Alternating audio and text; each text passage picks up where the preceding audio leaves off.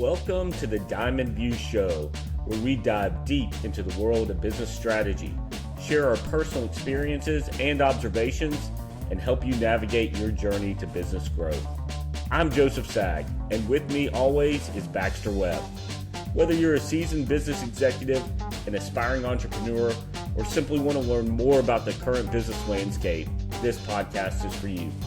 So grab a notebook, tune in, and get ready to elevate your business game. Let's get started. Hello, everyone. Welcome to the Diamond View Show. We're very excited about this. This is something we've been talking about wanting to do for quite some time. And this is our very first episode. So my name's Joe Sag, and I am joined by Baxter Webb. Baxter, say hello. Hello. So we're going to be your co-host through this show. And basically, this show is all about business. You know, what to do, what not to do. We're going to be diving into some recent research, doing the studying so you don't have to. And we're going to give you our unbiased and honest opinion as we go through these programs. So we're going to provide real world examples, share our experience, and really just have fun throughout the process. And we're going to finish off each episode with what, Baxter, I'm going to let you turn it over to you and let you talk about how we're going to finish off each episode. Yeah, so Joe and I first started, we actually met at the Durham Bulls games where we were throwing beers around to raise money for charity. With that kind of background and working at a baseball stadium, we're going to be trying to conclude each episode with the home run. So what's the thing that you should walk away with and really implement in your business to have it hit a home run? Yeah, I want to shed some color on what you just brought up as far as how we met. So we both live in Nashville right now, probably about 15 minutes apart. And this was about 17 years ago. I was living in Durham, North Carolina. My wife was doing her residency over at UNC, and Baxter had just moved to Durham, North Carolina. And I was a part of the Durham JCs, a civic group that donates a lot of money to charity. And I was really proud to be a part of that. And one of the ways we raised money was by what Baxter said, selling beer at the Durham Bulls ballpark. And that's where Baxter came in. He had just moved to town and came up, was inquiring because he saw our sign. He's like, I want to learn more about your group. And so serving with our friend DJ Waldo, and you guys really started talking the whole time. Do we want to claim DJ as a friend? Is that are we still claiming him as a friend? We're going to have him on at some point in the very near future. But I remember you guys doing all the talking and having the time of your life while I was serving beer to 20 people deep. So, yeah. That's usually how we work. We make you do all the work, and then we're just sitting there looking pretty. So I hear you. So anyway, Diamond View. Yes, that is the name of our show because that is where we met. Coincidentally, I was working for a bank in Durham, North Carolina, and my office was in the outfield of the Durham Bulls ballpark, and it was called Diamond View. So it's all full circle and bringing it all together. So Baxter, let's get into the show today. Here we go. Article concept number one. So Joe, how many, I don't know if you're like me, but how many in-mails on LinkedIn have you gotten in the last month that you just haven't done anything with? In the last month? Let's talk about the last day. I get so many LinkedIn in-mails, and so many of them aren't even relevant to me. It's like they haven't even done any research. And I don't know about you, but my LinkedIn feed, there's so much what I would call bad content in there, like these kind of wannabe influencers that it's all about them and like these like really poor parables and stories. There's that LinkedIn kind of feed group that uses a little sarcasm to roast some of the bad content that's out there. But I think it begs a really interesting question. So if you're in sales and marketing, how much should LinkedIn be a part of your strategies? It's still a relevant medium. There's some interesting statistics, right? Like, traditional open rates for emails, about 21, 22%. LinkedIn, depending on what you see quoted, InMail has an open rate of as high as 85%. maybe as low as 67%, but usually 75, 80% considered good. So like a 2 to 3x higher open rate. That's kind of compelling for it as a medium. And even the response rates, email response rate. If you're hitting it well, you're getting 3 to 4%. But LinkedIn, depending on who you see quote, maybe as high as 25%, anywhere in the high teens to 20% is considered pretty good. So at least from that standpoint, seems like LinkedIn, has some legs to it, should be part of a comprehensive sales and marketing strategy, especially for B2B businesses.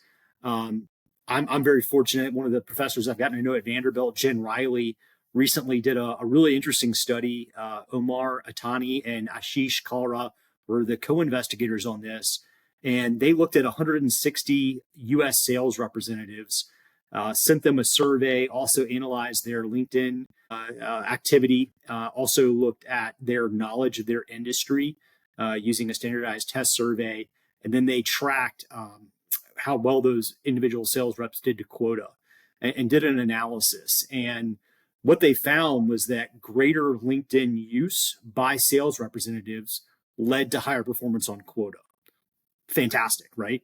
Right. But it wasn't because of why you might think. It wasn't the people that were out there saying, oh, hey, look at me, and sending a bunch of in-mails and doing things like that. No, what they actually found when they did kind of some subgroup analysis was that the higher performance on quota with LinkedIn use was moderated or explained by the reps having greater knowledge of their customers and greater knowledge of their industry. I think it's really fascinating. So if you think about like consultative sales, if you think about empathetic sales, what they essentially found was that these reps that were using LinkedIn really effectively were better able to co-create value for the customer and for their business because of their increased knowledge that they were gaining on LinkedIn. I think that's just a phenomenal takeaway. I don't know, Joe, what do you think about that? I 100% agree. I'll back up and say, you mentioned, is LinkedIn worth it? Absolutely. My thoughts are it is a content deficient platform. So you go on Instagram, you go on Facebook, you go on TikTok, you're going to find so much content. It's going to be overwhelming.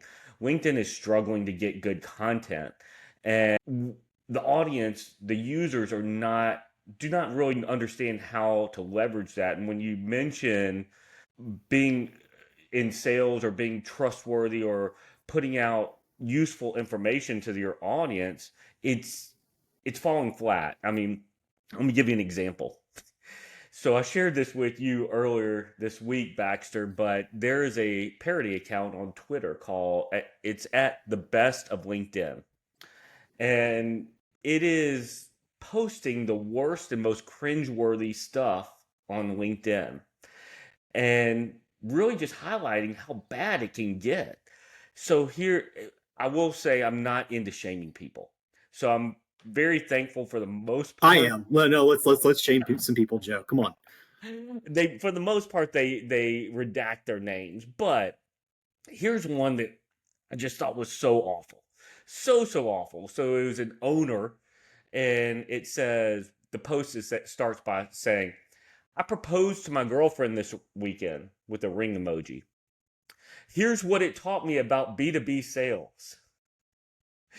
Like a well-run sales cycle, key milestones must be met throughout the relationship to ensure a closed-won status at the end. And then it goes on to list bullet points or numbers. Number 1, prospecting. Goes into detail. Number 2, discovery. Number 3, demo.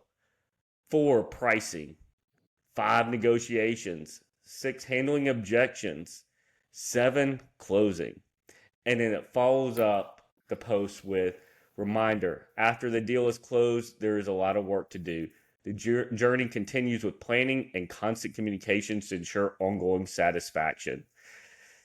And you got some 5 hashtags on there, and it's a picture of him proposing to his fiance at the beach. And a nice picture, but oh gosh, the content. I can't wait for Disney to rework Sleeping Beauty as a sales process. That's going to be a great movie.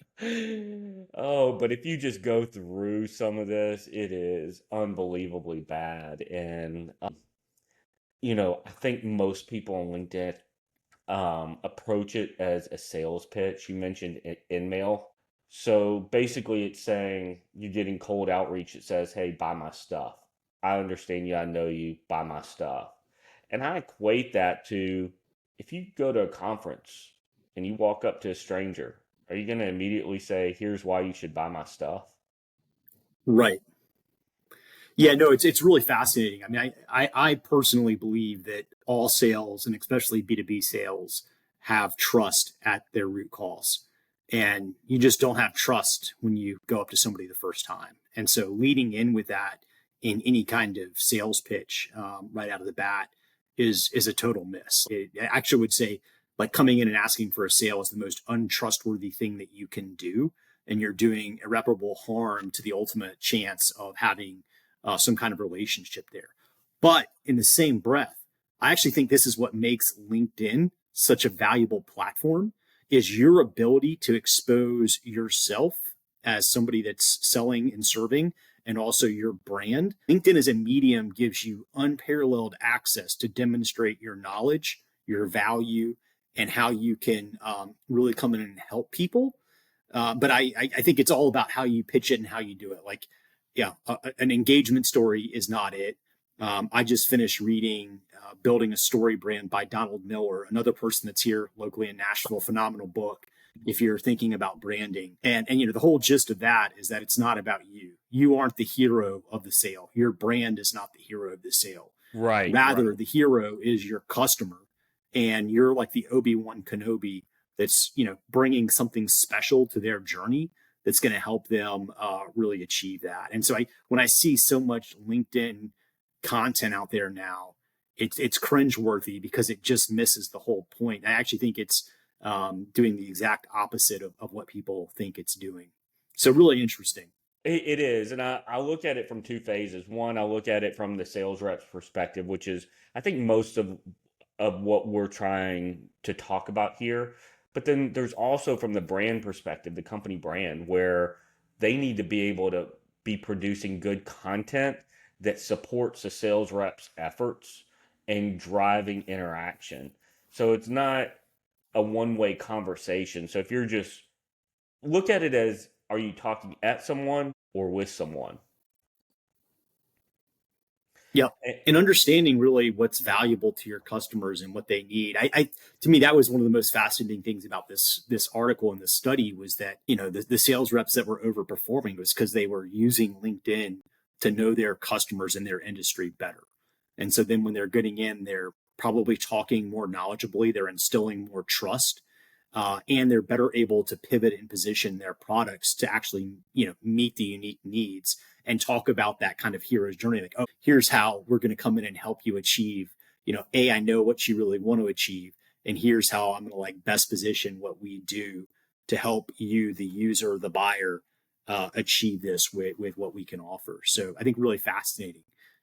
Now, the other interesting thing about this article, go ahead.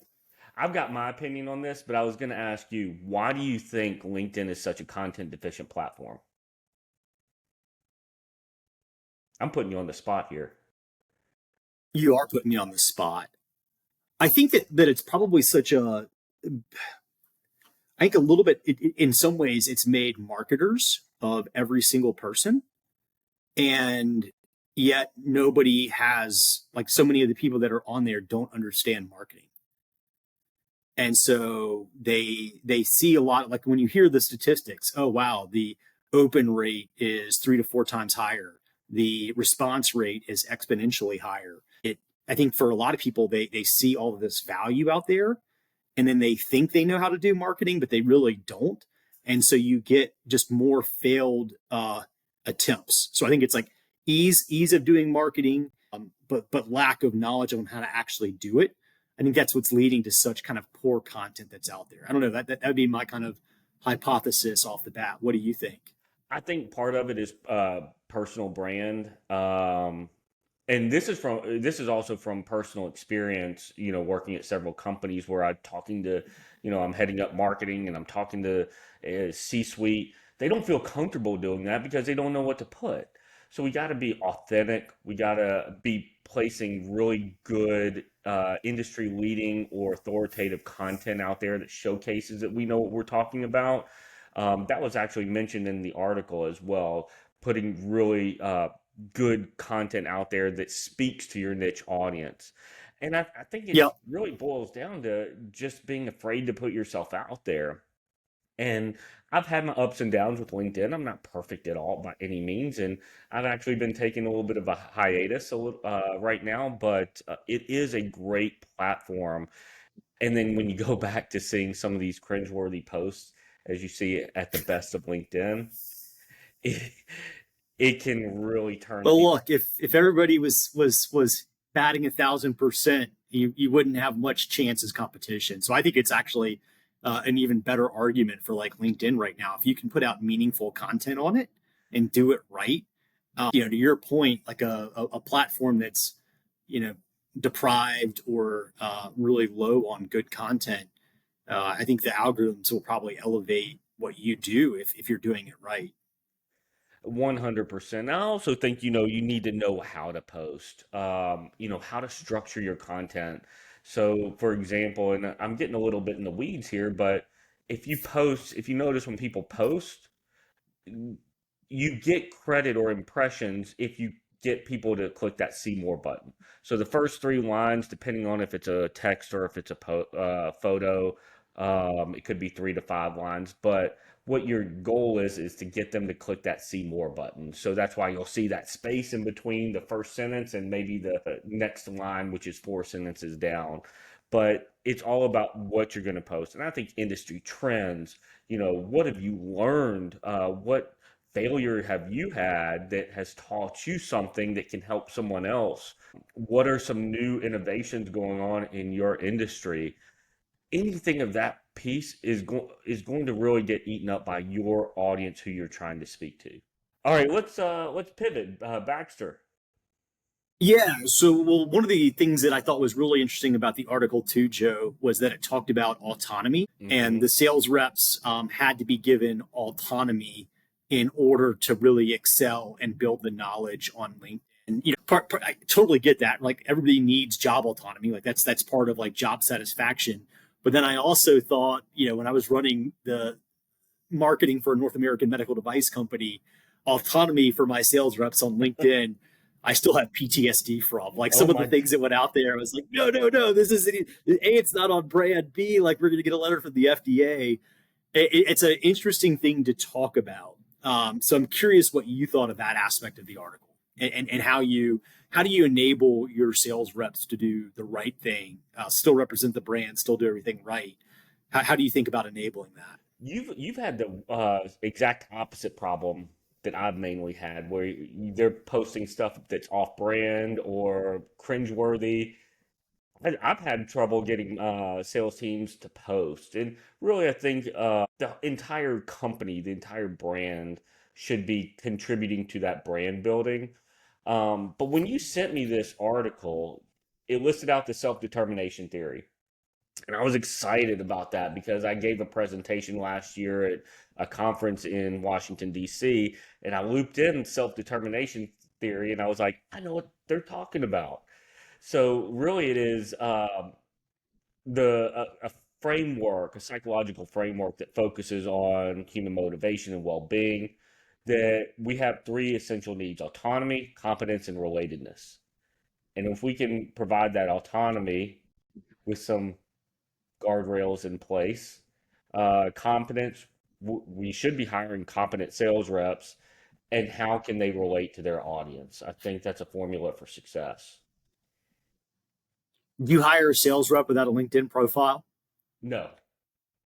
Yeah, yeah, I have in my past. I think it was a mistake. Yeah, really interesting. Like I hadn't thought about it, but especially now knowing this article, I think that's a pretty interesting telltale time. And so, like thinking about the people that you've had trouble getting to engage with LinkedIn and use it, I think that's an interesting conversation because clearly this article shows that's something that's meaningful. I think it's a good thing from your brand, the people that are the face of it, and making those initial customer interactions. You want them getting in front of your customers on something like LinkedIn.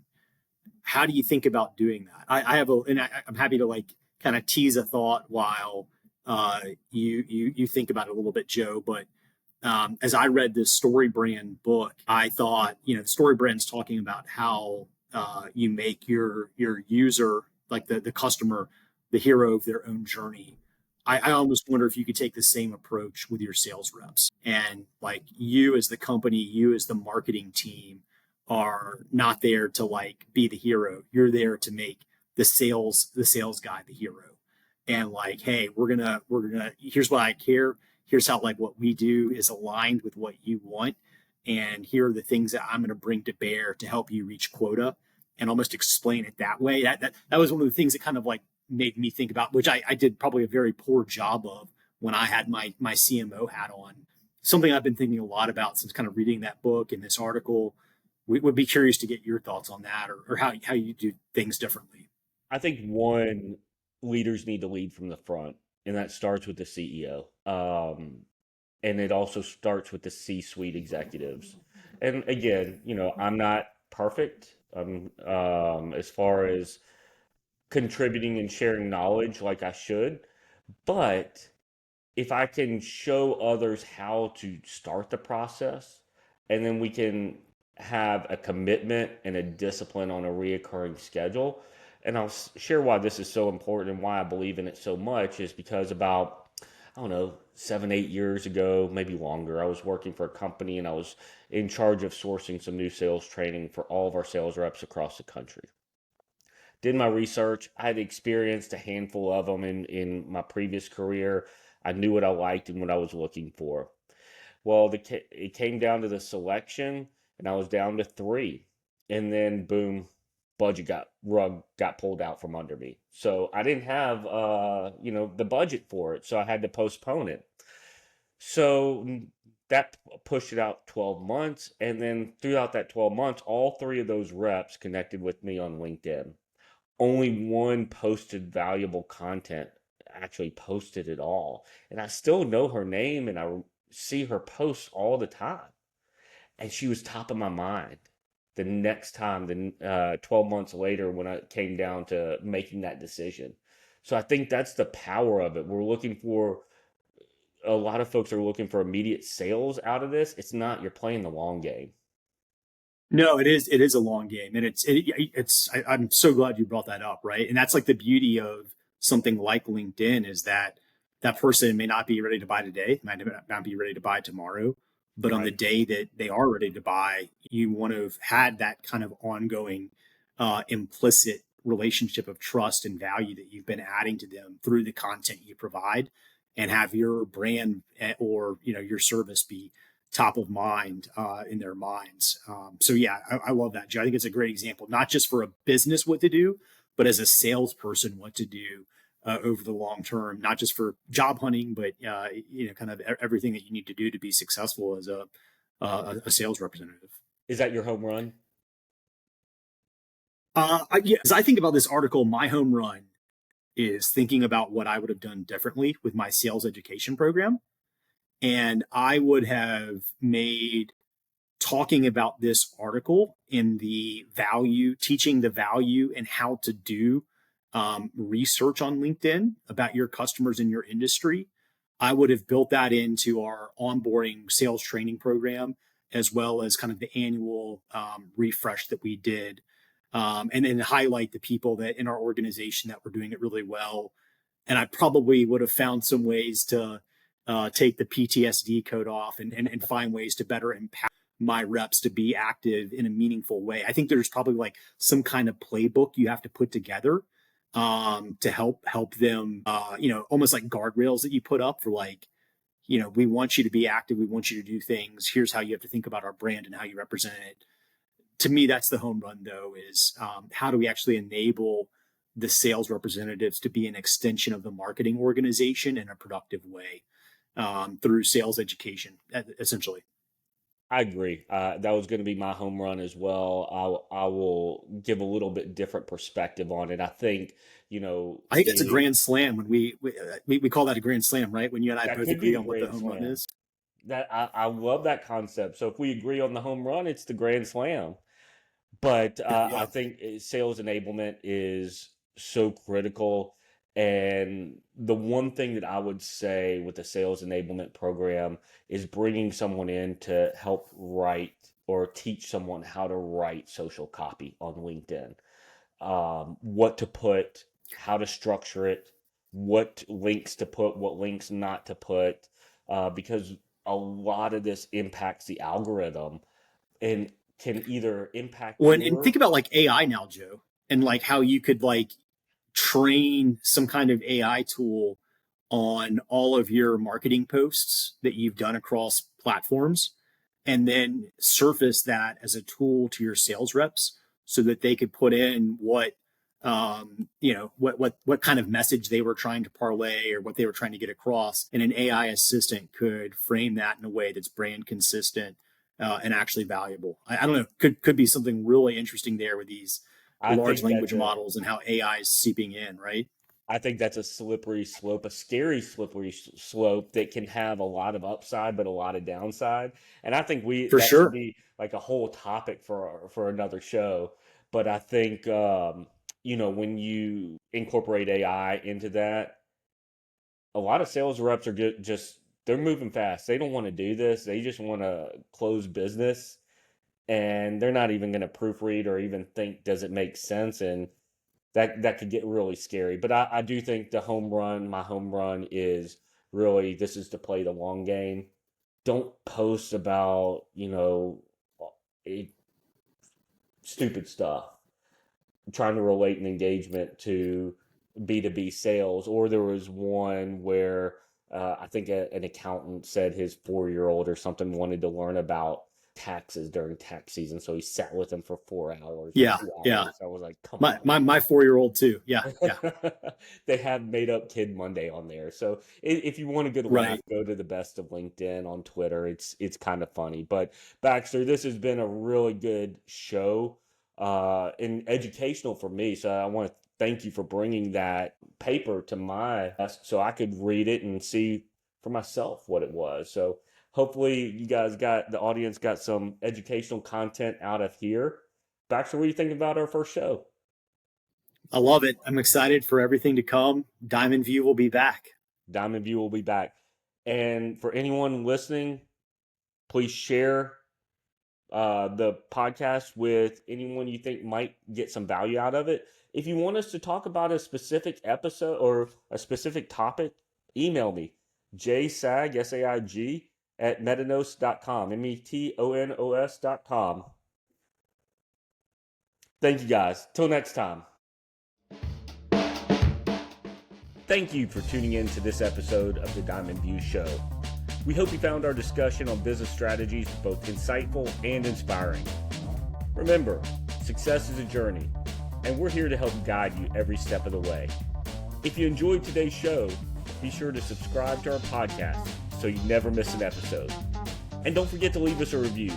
Your feedback helps us improve and reach more listeners like you. So join us next time, where we'll share more insights and strategies to help you succeed in your business journey. Until then, keep strategizing, keep pushing forward, and remember, your success is within reach. Thank you for listening to the Diamond View Show. See you next time.